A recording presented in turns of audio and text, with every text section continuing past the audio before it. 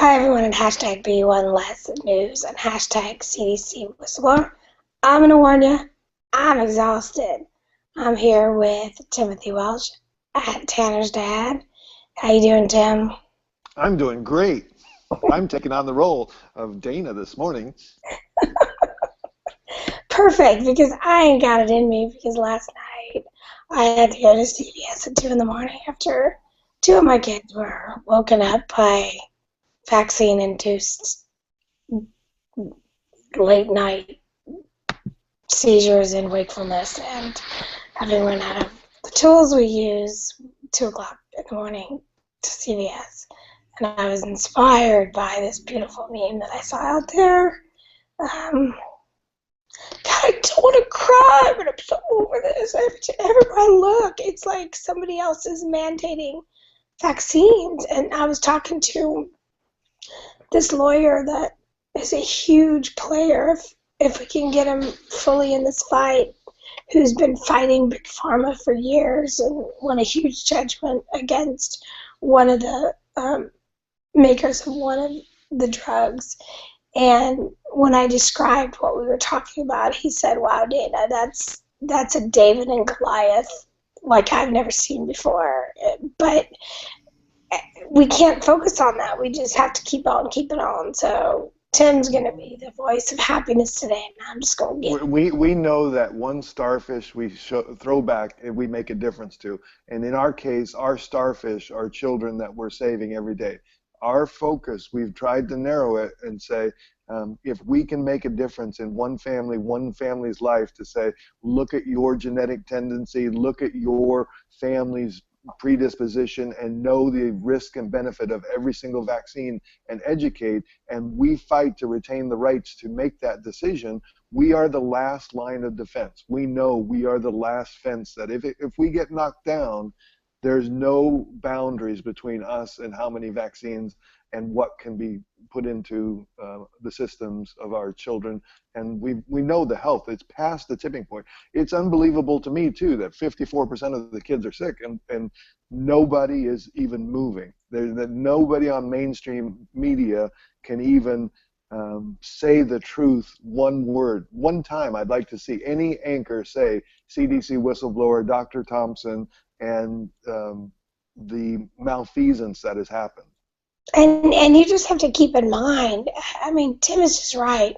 That's where the B1 less came from, was the concept of, no, we can't save all these kids right this minute. But what we can do is we can save one. We can make it so that there will be one less parent who deals with what we deal with.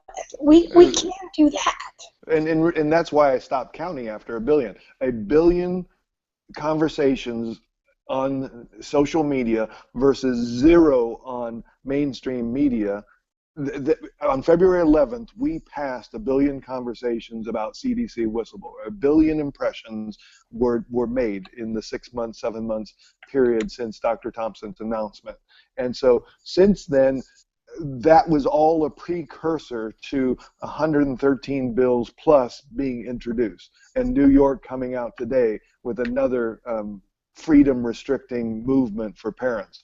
And so our voice, California is absolutely my and the world's vision of freedom, free spirit, the liberal encampment of the world, and saying you have the freedom to stand up for your rights. And yet this is the place where we're having a discussion about taking the rights away and doing something that does harm to children, to sacrifice one for their what should we say, mythical herd that doesn't exist. The numbers for herd immunity go from 70 to 100%, and it's still a myth anywhere in between that, because it's never been proven.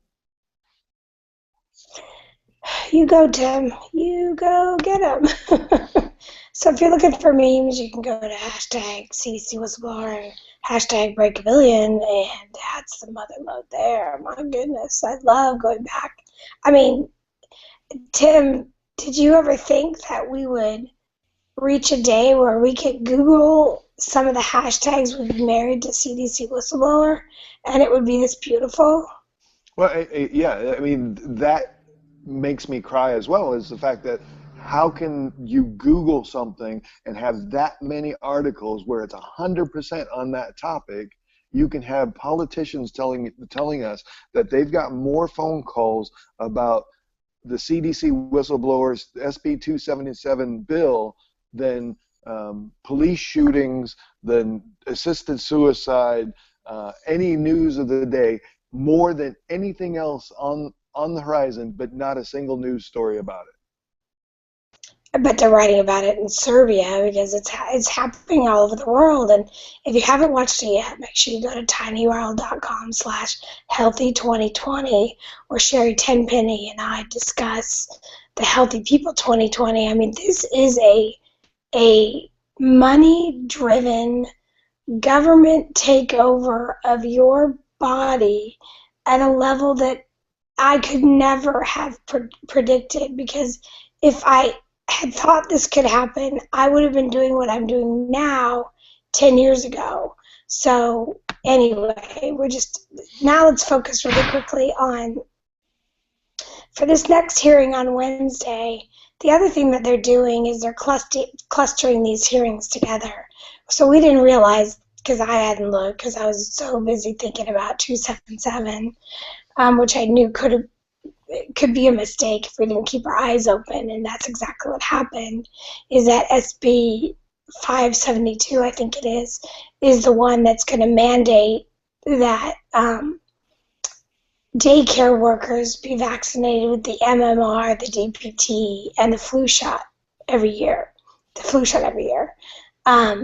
And it's just, so that's a 1:30 hearing that I'm hoping we have a group of people to testify. If not, I'm just going to do my best if nobody shows up. But one thing with the daycare situation is, how have they not bothered to do the math on any of this? The uptake rate for the flu shot is 40%. So you can assume that 60% of the current daycare workers are not vaccinated. So you're going to tell me that 6 out of 10 of the daycare workers are going to be notified and change their mind about what's appropriate for their body between now and the start of school next year? And we're not going to have daycares that just plain don't have enough people to staff it, but instead they're going to go work at some McDonald's somewhere? I mean, it's absolutely ludicrous. We're going to have daycares that are going to have to close because they're not going to have enough workers. But anyway, there's some great documents. You've got to go to these Facebook groups. There's Our Kids, Our Choice that has great documents. There's a bunch of LA ones. But the focus for this education hearing is the money that they're going to lose and the fact that AB 2109 is working unbelievably well. Our vaccine rates have gone up for the first time in 10 years, and there's all kinds of proof of that. And J.B. Handley made it clear what worked in their state, so it looks like everybody rallying around the idea of making sure that we do the same format, or I think that's what they're doing, because I'm not involved in who's testifying. But I'm going to be next time if we don't hit it out of the park. So, but look at these types of things. I mean, like, this has gone up, yes, but what they're going to say is, but it's only 83%. When in the world did they decide you need 4 DTaps to be effective? Where did that happen? I mean, like, look at these numbers of these shots. This is all based on failing shots. You don't need 4 shots unless they're failing. You need 3 polio shots, and yet we don't have polio in the United States? How did they come up with this? Anyway. It's the shampoo mentality. If you can do rinse, repeat, then you make more money. So when you have a captive audience, your 2 choices is get people to take more of the one vaccine or add new vaccines. And so, or do both. Yeah, or do both. And so it's just purely money. I posted today on Twitter a series of definitions of different things that the pharmaceutical industry is doing. And they'll spend $19 on advertising to $1 of research. And it's just pure marketing, and they're working for the benefit of their stockholders, not for the health benefit of our children. The only people working for the health benefit of our children at this point in time is the individual's parents. Right. And they're trying to take that away. Okay, so let's go to yours. You found something really interesting here.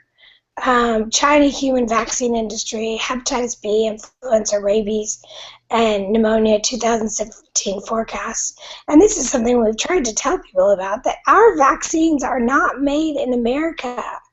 It's a misnomer. Merck may have the patent on the final product that is sold with their name on it, but they simply do not make that product. To my knowledge, all the vaccine manufacturing of the millions and hundreds of millions of doses is made in these countries that we don't necessarily have that great of a relationship with. And then it's shipped into our country to be shot into our kids. It's insane.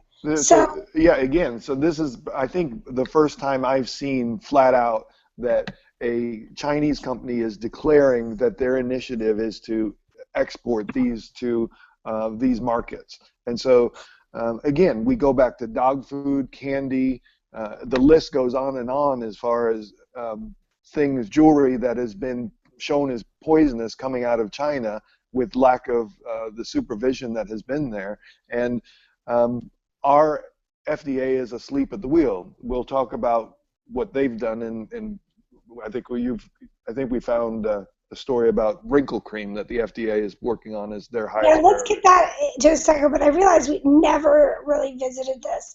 When my research really got going was when I started researching the Ebola vaccine and what was going on with that, and a bunch of people were speculating that it actually had to do with the MenAfriVac, and that they thought that somehow the MenAfriVac either was tainted with Ebola, or that the MenAfriVac simply made these people vulnerable to Ebola, which has been in there.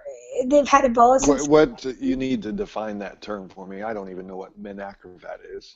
MenAfriVac is a vaccine that they created specifically for the meningitis belt in Africa, which is exactly where the Ebola sprouted up to.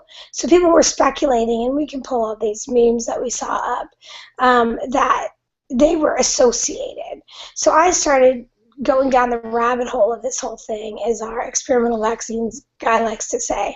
The Serum Institute of India, which is the other big manufacturer, makes about 2/3 of all vaccines for children, or that's what they claim. But here's what I want to show you. Manufacturing MenAfriVac video, and I just want you to watch this, because you're just going to be like, okay, this is what this is, and then I'm injecting this into my kid. It's just, you're gonna have a wow moment. Oh, can you see that though? I have to switch it to this. Hang on. Let me. This one's just, sorry, this one's just going to be a little gorilla, but that's okay. Where's that video? Here it is.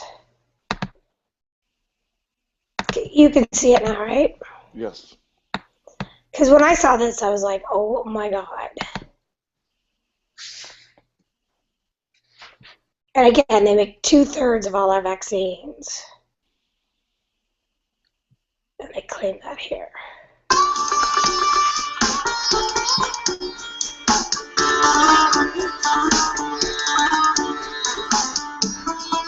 Did you see that? The world's largest manufacturer of measles and DPT.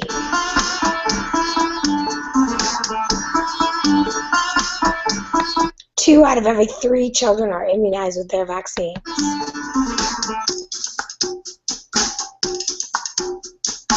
When I researched MenAfriVac, I recognized that our military that works in these endemic areas does not receive MenAfriVac, but receives a different meningitis vaccine.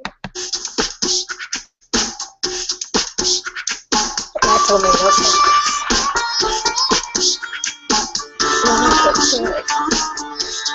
We're entering the Serum Institute of India's Biopharma Park, where new buildings house the manufacturing operations of MenAfriVac, the conjugate vaccine that protects against the Group A meningococcus.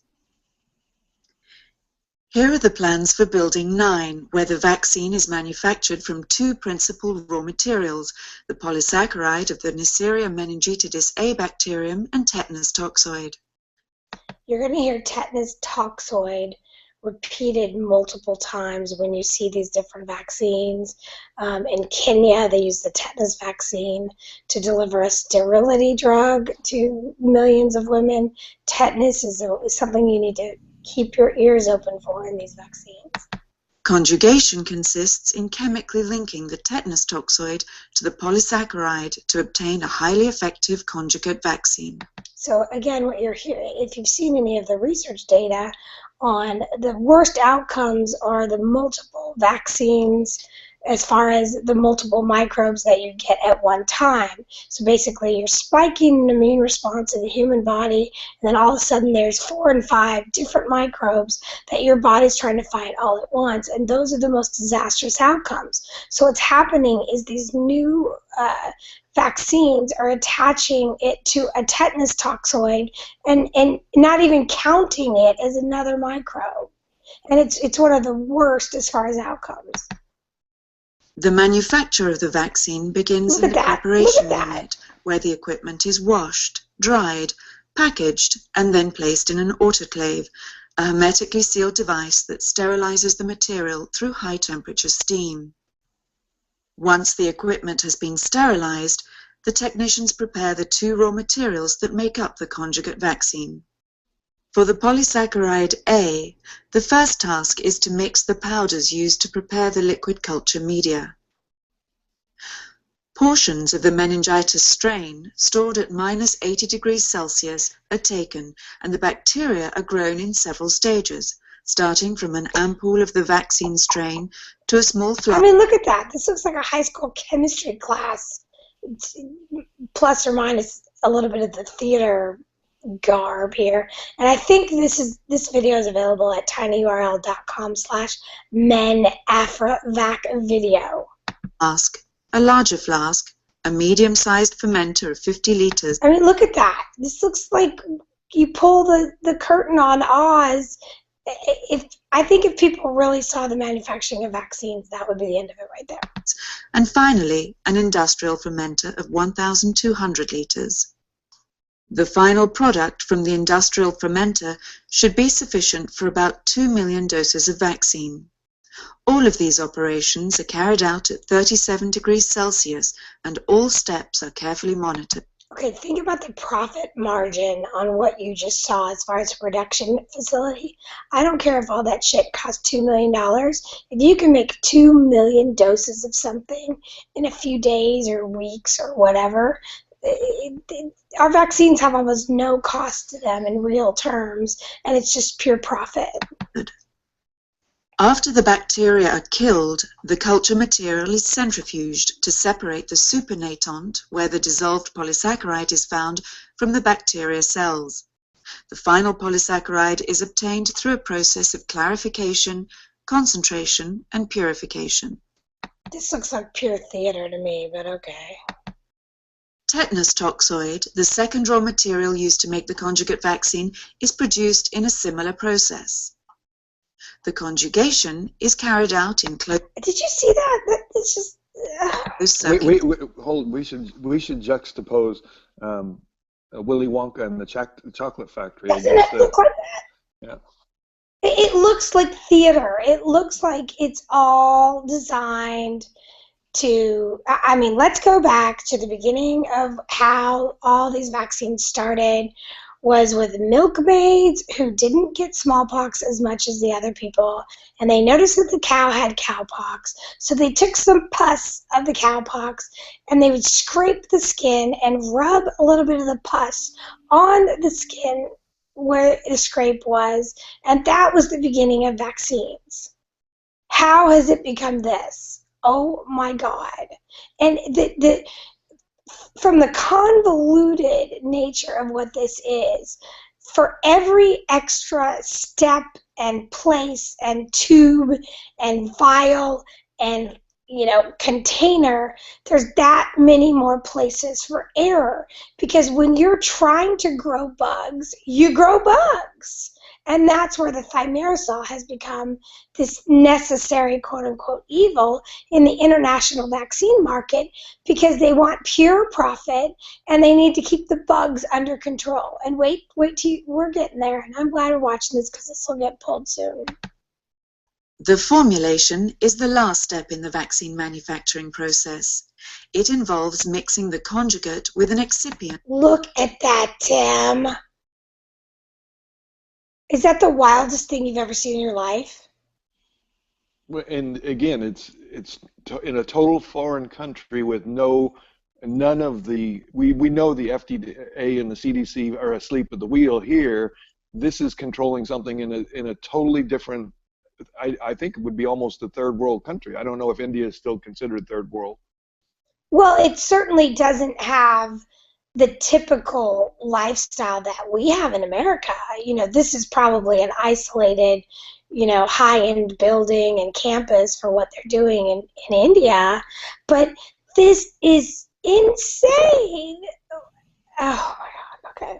And we have confirmed that our FDA does not confirm what's in our vaccines when they're received to go to the doctor's offices. They just simply don't. So there's a complete breakdown between what we think we're getting and what we think has been confirmed as safe and what we're really getting. That contains a preservative to obtain a bulk vaccine with long-term stability. We're now entering the quality control laboratory. Quality control checks are carried out at... Look at that dude with the hat. I mean... each stage of the manufacturing process to ensure that high standards of quality... I'd love to see what that graph really means. ...and quantity are met. Several tests like this one are performed to check the purity of the end product. Most of the technicians have been trained at Pune University and are highly qualified. All quality control data are kept at least as long as the shelf life of the vaccine. Did you hear that? All quality control data is kept at least as long as the shelf life of the vaccine, meaning if they have a hot lot that they find out, you know, a year later is creating some sort of, you know, neurological challenge, they won't even have the data available anymore. That's what that's saying. The bulk vaccine in a bag is weighed. Look at that! It looks like a vat of urine. Did you see that? That is our bulk vaccine program. And then oh my God. To the filling unit. Here are the vials that will contain the vaccine. And they're getting washed. They're getting washed. So these are vials. Speechless. They are transferred to a conveyor belt leading to an automated washing machine. And they have to do all of this stuff because when your goal is to put in a vial a microbe that's going to do a very specific thing in the immune system of the human body, it's incredibly vulnerable to containing a bunch of other crap you don't want. And that's what we found to be true over the years, was the CMV virus was in polio. And we're going to, in 20 years, our kids are going to look back on this vaccine program and be like, were you people just the least smart generation ever that you allowed this to happen? The vials are individually washed with hot water, then rinsed. They're washed with hot water? Oh my God. With a specially prepared water called WFI, or water for injection. Okay, they have a special type of water. The vials are turned upside down and dried with filtered and sterilized air to eliminate all the drops of water remaining inside. They're then transported to a sterilizing tunnel. Do you see how ridiculous this is? So they basically are getting glass vials for these vaccines that they can't even guarantee is sterile. So they're buying glass vials from some manufacturer that they can't even guarantee is sterile. So then they have to wash them before they even put your shit in them. Unbelievable. All of these machines are monitored continuously. This machine shows that the vials are heated at 300 degrees Celsius for 30 minutes to allow total sterilization. After sterilization, the vials are cooled and transported to the filling station. The vaccine is filtered one last time to Did you see that? guarantee it is sterile before being placed in the vials. We now come to the filling machine, which can fill 400 vials per minute or 24,000 vials an hour. Inspections are performed every 15 minutes to ensure that the volume is the same in all the vials. These are the needles that fill the vaccine vials, 12 at a time. The placing of the cap on the vial is also automated. And this should make you think about how in our hospitals, one of the biggest challenges we have is dealing with the microbes in the hospital setting, which has 1,000th the moving parts of this situation. I mean, it's absolutely unrealistic to think that we can keep this situation sterile. It's insane. Sorry, I had to move in the other room. My husband came to bed. Okay. The cap is only closed halfway to allow the evaporation of ice during freeze drying. Did you hear that? They can't even seal it. Oh my God. The half-closed vials are placed on trays on a trolley which takes them to a freeze dryer. This apparatus can hold about 90,000 vials or 900,000 doses of vaccine. The lyophilization machine, or freeze dryer, is then closed to begin operation. Freeze drying consists of 3 stages: the freezing of the vials, the sublimation during which the frozen vaccine is evaporated under vacuum, and then final drying. At the end of the lyophilization process, the vials are fully closed through the compression of the shelves. Once the vials have been completely closed, the shelves are raised so that the vaccine trails can... So imagine this guy making $3 an hour, had to go to the bathroom in the middle of this process, was too lazy to take his gloves off. I mean, oh my God. be transferred to the capping machine. There should be no humans involved in any of this process, number one. Each vial is then sealed with an aluminum cap, upon which is fixed another small white cap that provides a means of checking that the vial has not been used. Oh my God. The vials are then transferred to a visual control checkpoint, a well-lit area where checks are made to ensure that all vials appear exactly as they should. All the operators have been specially trained, enabling them to detect defects that an untrained eye would not see. Any vial with a defect, however minor, is removed from the vaccine batch. Does that mean some other areas are not well lit? I know, that's exactly what I was thinking, versus doing it in the dark. I mean, when you have to advertise that the visual inspection includes being well lit, wow. In parallel, the diluents are manufactured and placed in ampoules. The same visual controls are applied to the diluents, with the material then stored in huge cold rooms at a temperature between 2 and 8 degrees Celsius. And this dovetails into that UPS one that we saw, because from this point, when they ship this, it has to remain cold for the entire chain of transport. So the numbers of, I hope you've been counting mentally in your head, the numbers of ways that this process can get screwed up. We're now in the labeling room, where all vials of both vaccine and diluent are labeled with their batch number and expiry date. The vials are then transferred to a machine. And have you ever thought of why would they expire? I mean, like, either they should have a shelf life of forever, or what makes them expire, you know? That attaches a vaccine vial monitor, or VVM, to them. The VVM monitor shows whether the vaccine has been maintained at the correct temperature in the cold chain right up until the point of use. The vials are then packaged and labeled. The boxes of vaccines... Does it look like they're freezing right now? I mean, if you were going to do cold chain, wouldn't they have gloves on, and that would be a cold room? Are stored in a cold room at a temperature between 2 and 8 degrees Celsius.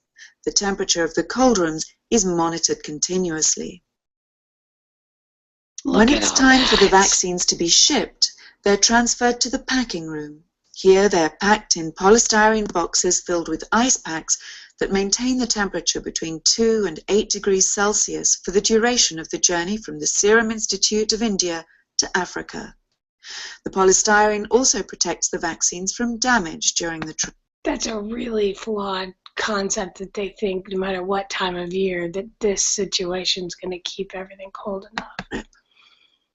After final packing in a protective plastic bag, the boxes of vaccines are loaded for transportation to Mumbai Airport. This convoy of trucks leaving the business park is on its way to the airport, where the vaccines will be loaded onto planes bound for Africa. Production and control operations for the Menafrivac vaccine at the Serum Institute of India are carried out in accordance with good manufacturing practices, an international standard that guarantees the quality of pharmaceutical products. The marketing authorization for Menafrivac was issued by the National Regulatory Authority of India in December 2009. Pre-qualification by the World Health Organization followed in June 2010. Pre-qualification is a process that guarantees that a vaccine... Okay, we're going to watch more of that. I thought we were going to see that, let me go back. Sorry this one's so slow, but we had to watch that because it's going to disappear pretty quickly. It would be my guess. Where's the Serum Institute? I went from... No, okay, so this is this vaccine. Look at this down here. It says something about looking for foreign particulate matter. Do you see that anywhere? Instructions for handling. White vaccine pod. Somewhere it says look for foreign particulate matter. Right in here somewhere. It says look for foreign particulate matter somewhere on this page. And it's just like, oh my God. And that's fungal growth. That's what that tends to be in this type of thing. Okay, thank God we're not doing Periscope. Okay, back to reality. Sorry. What do you got now, Tim? This was a great article. Everyone should read this. This is from our buddy, J.B. Handley. Love you, buddy. Thank you. The truth about California's vaccination rates.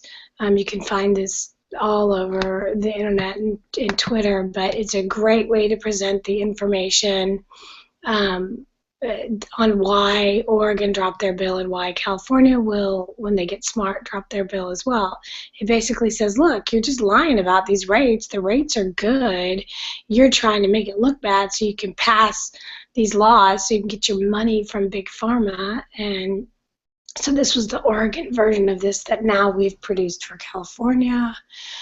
What else we got? Tim, what else you got here? What's here? I'm on the small screen today, so you're going to have to tell me what I wrote. This is just the China people. And I'm sorry I got back into my, let's teach the world. Well, let's just sum up the China thing. Again, what we're looking at there is the vaccines are now coming from Asian countries. We know that for sure from India, but to see them coming from China without the controls of the FDA, the CDC, and those things in place in the manufacturing process, that's just a scary thought. I mean, if people really started thinking, that's why I wanted to show that video about how many variables are involved in responding to these vaccines and what's in the vaccine versus what should be in the vaccine and what shouldn't be in the vaccine. It's just not. So are we ready to juxtapose that against what the FDA is focusing on today? Oh, yeah, sure. Why not? Let's do that. Let's skip to